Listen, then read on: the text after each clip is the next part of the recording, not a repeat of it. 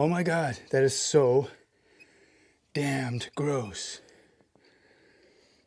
There's feces in here. It's rat poo.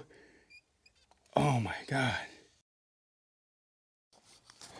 Hi everybody and welcome to Photomikes Garage. Okay, so now it's time to do a big project on the Viper. I've had this for a few months now. I've been doing maintenance, and one of the maintenance things I want to do is change the radiator fluid. But also while I'm doing that, I want to change the thermostat. I've got a new thermostat of 180 degree opening, which is lower than the 200 degree opening and should keep the Viper running cooler. Anyway, I wanted to change that.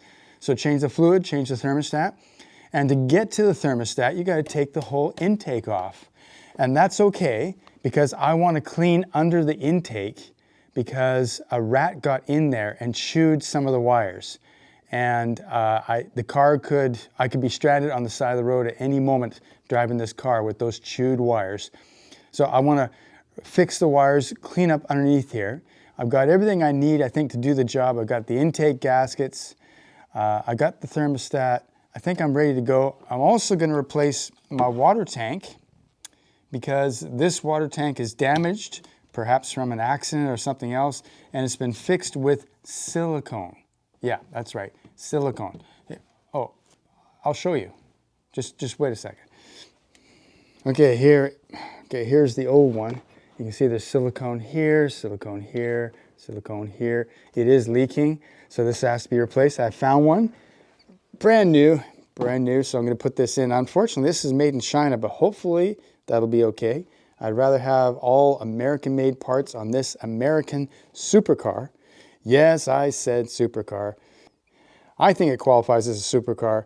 It's got the flex hood where you open this hood and you are flexing for the crowd. Let me tell you, it's got a V10 engine designed and helped by Lamborghini. You can tell just by looking at it. It is a Lamborghini engine. It's got the Italian design to the intake manifold for sure. And just look at it. It's beautiful and it's fast. It's an exotic. Okay, anyway, so the first thing to do, I believe, is to drain the radiator. So that's what I'm going to do first. Okay, radiator fluid drained, and everything I need is on top of the roof here. I've got my new thermostat, and it looks a little different from most thermostats. It's got a strange shape. But yeah, hopefully this will work. This is a sleeve type thermostat, whatever that means. Water wetter, I believe in that. You add this and it will make the water more conductive to temperature. So that's good. This is, of course, my new high pressure tank. We're going to put that on. This is, what is this? I don't know what I even bought. Oh yeah, this is a new pulley. A new pulley. This is a new pulley. I got this because if you take a look, you can see my old pulley is very rusty. So got to replace that. So thermostat gasket right here and intake gaskets, because of course, like I said, you got to take off this big, beautiful intake to get to the thermostat over there. So the first thing I'm going to do, well, first of all, I got to take off this plastic cowl piece because it sort of comes close to the intake. That'll make more room to maneuver. So that comes off with 1, 2, 3, 4 Phillips head bolts. That'll make this loose. And then you got to take the wipers off. And to do that, you just take this off first. Then, after these are off, with the little covers removed, you can see we just take off this bolt and the wipers will come right off. Okay, after removing the 4 screws and the wipers, we can take the cowl piece right off. Pretty simple, really. Okay, 8mm for this screw, and this screw inside here. I can see this screw right here. This is a 10mm. And this little guy right over here, kind of hiding over here. Let's get him out. Get him out. Man, look how they put this together. It's like they just troweled it on. Is this factory? Look at this. All this goop. Wow. Okay. Now, let's take this off. Just like that, see? Just like that. Okay, let's take off the high pressure tank. 13 millimeter bolts, as far as I can tell. There's one there, and one right down there. Okay, this one's not coming loose, it's just spinning. You can see, that thing is still, it's just spinning. Luckily, nothing vice grips can't solve. Okay, finally got it out. That took a bit of work. Somebody didn't do a proper repair now, did they? Taking off these, I think these are from K&N. They're air filters. A lot of people buy them, $400 or more for the two of these. And I don't know why. I'm gonna put the original intake back on because that's a cold air intake. This thing is just taking in air from the hot radiator area, hot air. This doesn't really make sense to me. I think it's better to stick with the original cold air air box and just put two K&N filters, square filters in the air box. So anybody wants to buy this from me, yeah, it's gonna be available. Okay, I marked the position of the throttle bracket before I'm taking it off with a little bit of white paint. And then we loosen this sucker off.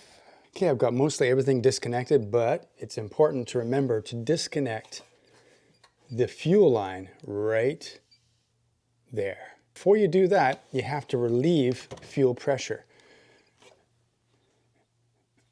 And all you gotta do is take this cap off and relieve the fuel pressure.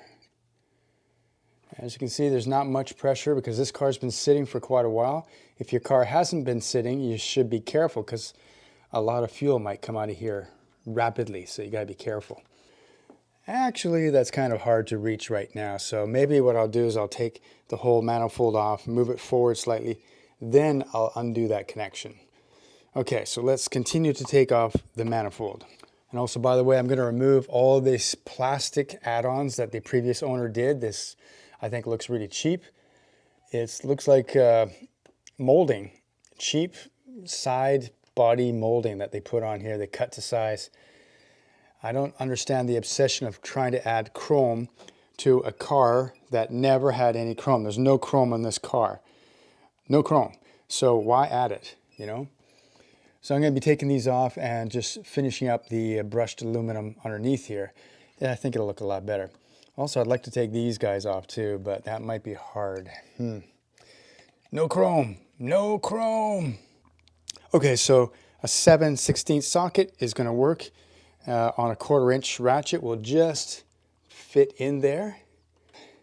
And what I'm going to do is I'm going to loosen it in the same way you tighten it. Loosen it from the center and work your way out to the edges.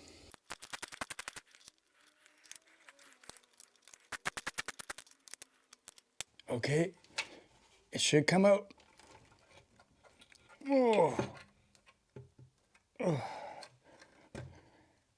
Okay, now that I've got it out this far, I can get off the fuel line right here.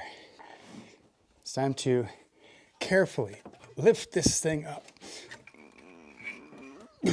Oh, it's heavy. Oh, okay. Okay.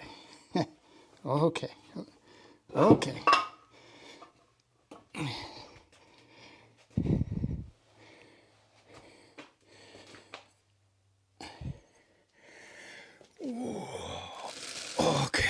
Okay, so now you can see why it is necessary for me to take off this manifold. First of all, this is where the thermostat is. So to get to that, you got to take off the manifold. So that's the main reason.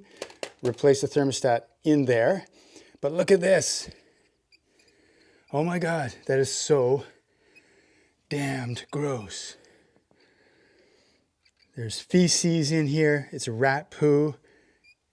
Oh my God.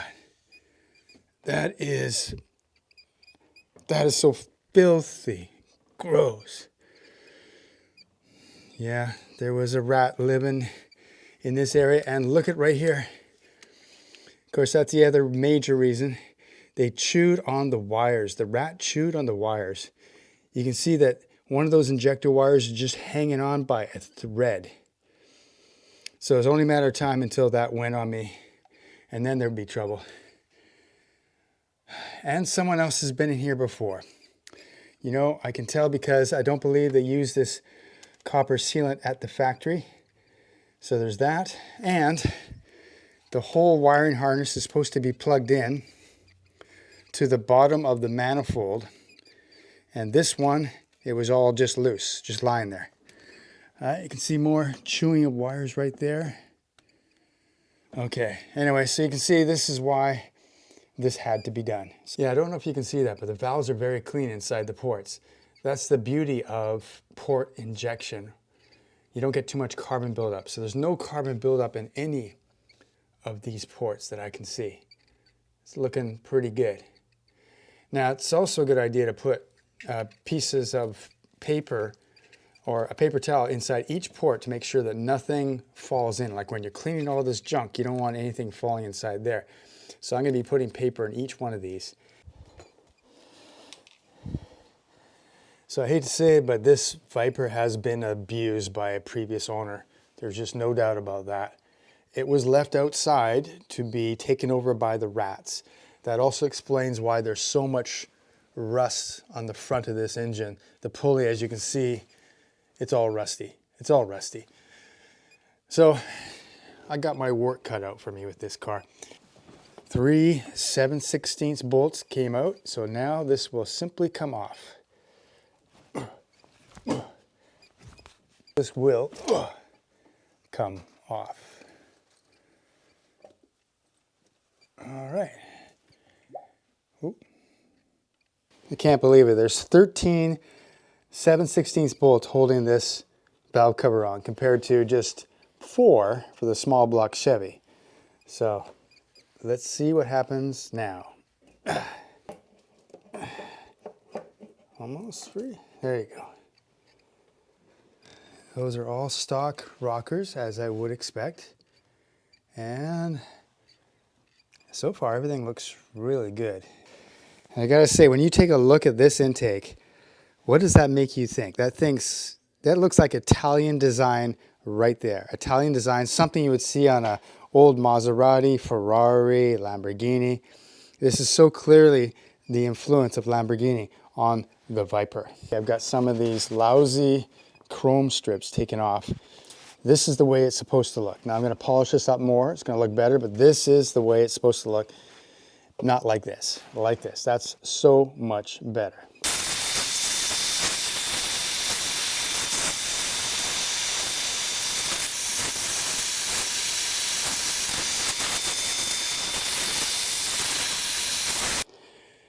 Okay, I cannot tell you how gross that was. That was completely gross.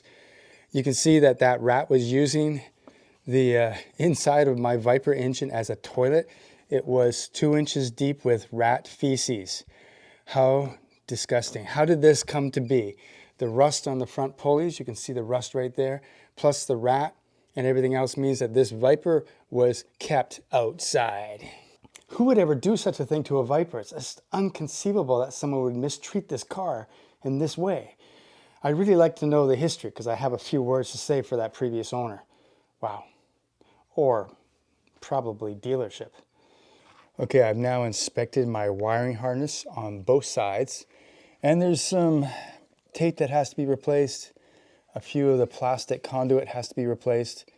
But basically, he never got through to the wires on this side, but on this side, just one place actually.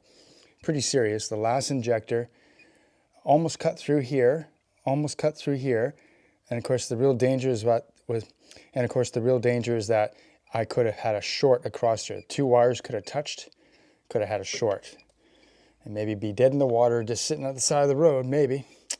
Anyway, so what I'm going to do, I'm going to cut out the affected wire and solder in new pieces of wire, and then wrap it with some extra plastic conduit and also tape that's similar to the original fabric tape that they used here. Okay, progress is happening, slow, very slow progress. I'll show you.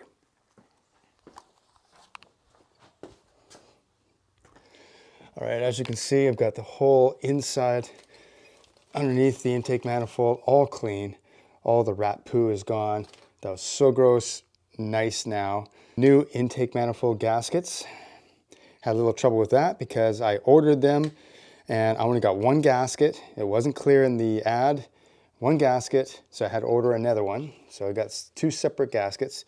Also, I have replaced the exhaust gaskets on the passenger side because they were leaking and that was a bit of a job, but that's now done. I'm replacing the spark plugs. Also, oh yeah, I've also redid the wiring harness. It was chewed right here with the rat. He chewed right here, and now that's all done. I resoldered the wires together, rewrapped the whole harness. It's going to last for another 150 years, I guarantee you. Also on the fuel line, I have a new O-ring, but I have to make sure that's going to fit with the manifold. So I'm going to do a test on that soon. New serpentine belt, new pulley. Here is the old pulley. You can see how rusty, how horrible that was. The whole car was out in the elements for a while, so that's why there's like green algae down there. All has to be cleaned up. But anyway, new belt, new pulley, new thermostat installed, new gasket. Also the 180-degree thermostat, so the engine will hopefully run a little bit cooler. Also did some wiring on that side just to neaten it up and make it look more factory, because the previous owner put in a fan switch that can turn on the fan whenever you need it, as well as another thermostatically controlled module right there. I'm not sure how that works, but whatever. Oh, and by the way, this is what the old exhaust manifold gaskets look like. See, they're all cracked here and everywhere. So they were just falling apart. So I had to replace them. That's now done. And this is the gasket that I used to replace it with. Now, if you're looking for exhaust gaskets for a Generation 2, Generation 1 or 2, you're gonna have trouble finding them. Okay, so the configuration for the Generation 2 is a bolt here and a bolt here, bolt here, bolt here, bolt here, all the way down the line. But Generation 3 Vipers, it's like that here, and then here, it goes to a bolt here and a bolt there instead of a bolt here and here. So if you get the gaskets, you can see how it kind of matches, bolt, bolt, bolt, and then it goes all wonky on you, right? So what you do is you order exhaust gaskets for a Generation 3 Viper, and you cut them right here, and then flip it, and you will be able to use it. So for example,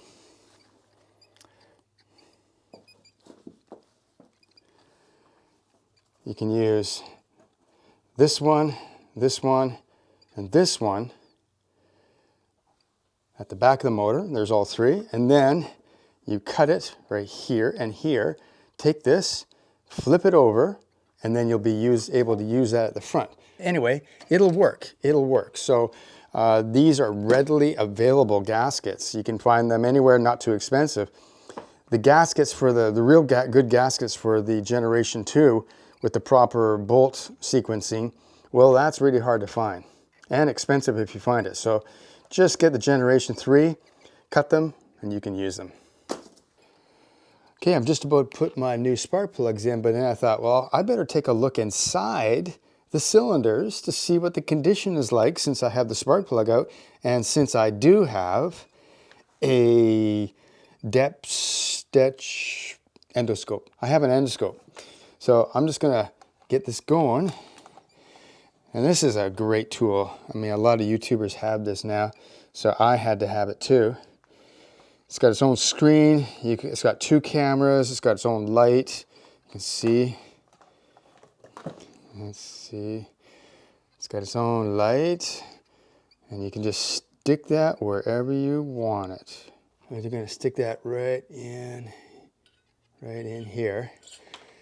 And then we're gonna see what the camera sees. Okay, here we go. So there's the camera view. You can see that. Okay, so we have a very carboned up top of the cylinders. Oh, look at that. The cross hatching on the cylinder walls looks, well, it looks very intense, almost as if this is a brand new motor. That's a very intense cross hatching, but usually that's a really good sign. It means that the cylinders are not worn out, but it's very intense. But yeah, that looks good. So cylinder walls look good. I don't see any scratches. A lot of carbon on the top of the piston.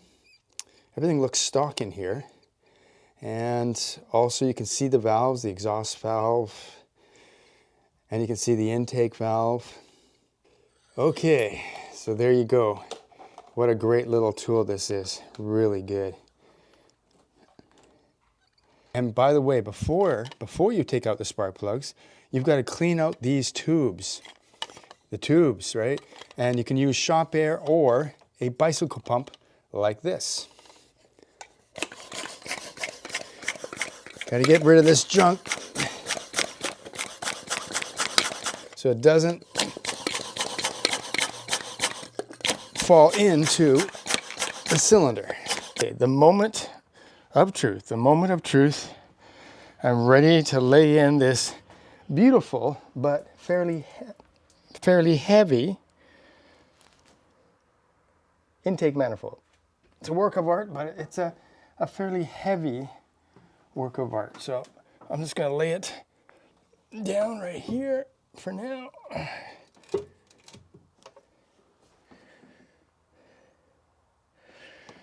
And I'm going to connect up the fuel line first.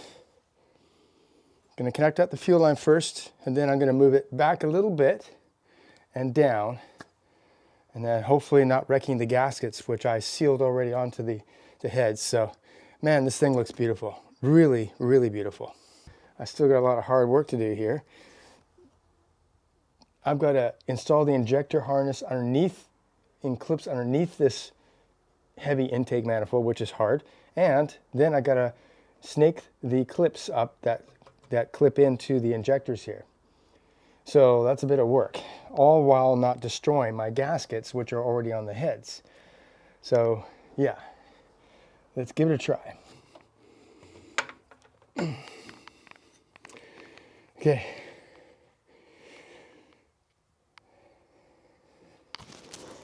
Yeah, maybe I can do it.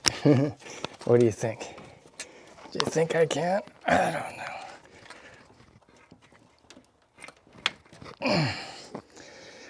Okay.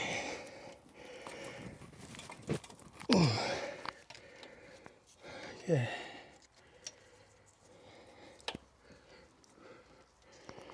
That's the wrong way. Okay. Yeah, too easy. Yeah. Oh, it's not too easy. That is the right way. Sorry.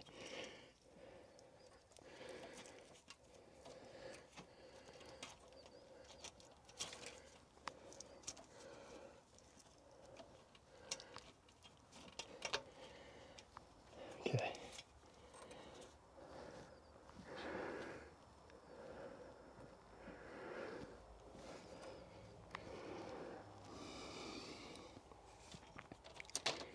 Thanks.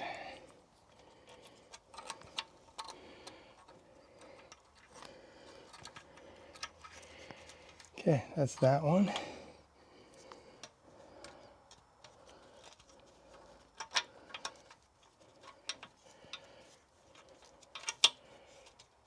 This is this one. Right?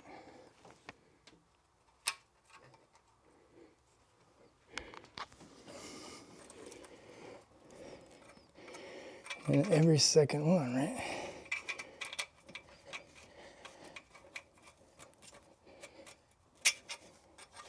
Lower it down carefully.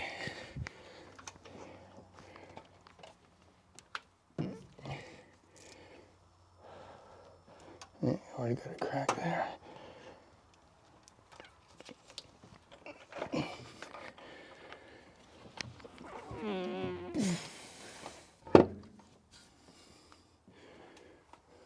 Wow, I like that. I do. I do. I like it. Okay, I'm thinking I did it. I didn't crack the glass.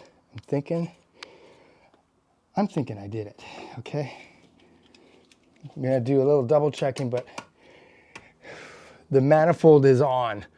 Whoa, that took a bit of work. A little scary too. It could have fallen. If it fell, that would have been really, really bad.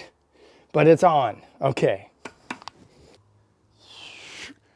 Oh my God, what a thing of beauty.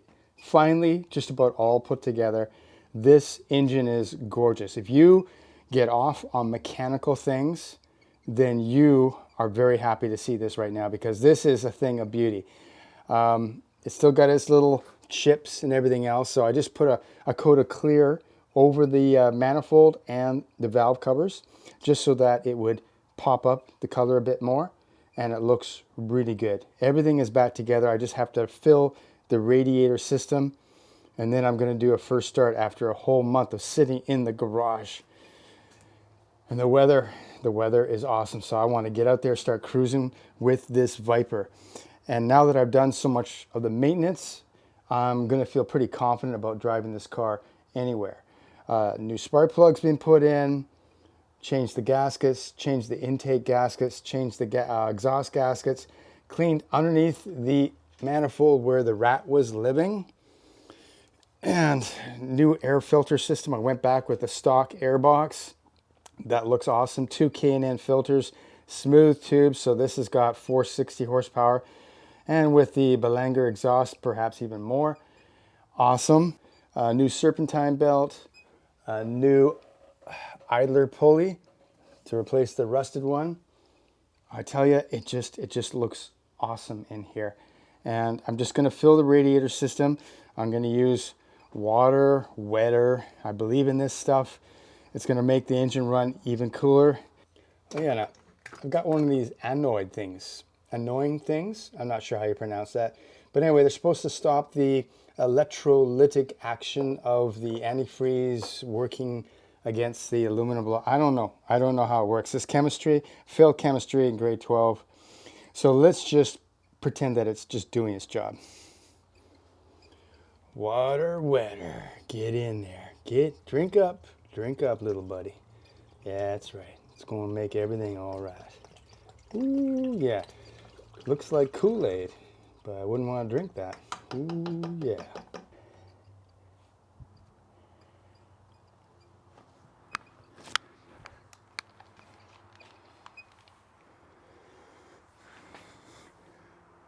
Okay, the moment of truth has arrived. I'm now going to start the Viper. It hasn't started for over a month. I've done a lot of work on the car. I can't even remember everything I've done because I've taken so long to do it. But anyway, I gotta start this car. I haven't heard the Viper for some time, so it's time to start the car. Okay, let's do it. Okay, so I'm gonna put you back here for a nice cold start.